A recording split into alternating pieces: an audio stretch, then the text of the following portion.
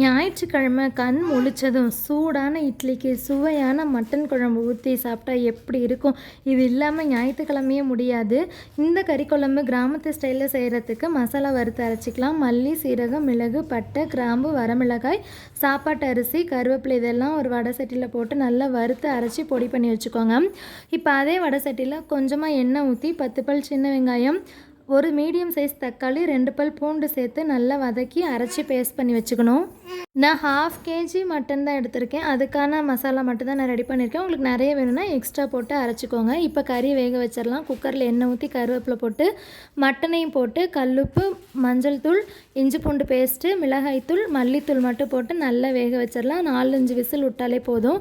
இப்போ குழம்பு வைக்க ஸ்டார்ட் பண்ணிடலாம். ஒரு பாத்திரத்தில் எண்ணெய் ஊற்றி பட்டை, கிராம்பு, பெரிய வெங்காயம், கருவேப்பிலை போட்டு நல்லா வதங்கினதும் தக்காளி போட்டு வதக்கிக்கலாம். இப்போ நம்ம பேஸ்ட் பண்ணி வச்சுருந்ததில் நம்ம பொடி பண்ணி வச்சுருந்த பவுடர் அதோட மிக்ஸ் பண்ணி கரைச்சி இதில் ஊற்றி கொதிக்க வச்சுருங்க. கொதித்ததுக்கப்புறம் நமக்கு தேவையான மசாலா, மல்லித்தூள், மிளகாய்த்தூள் மட்டும் ஆட் பண்ணிக்கோங்க. கறியையும் சேர்த்து நல்லா கொதிக்க விட்டுறலாம்.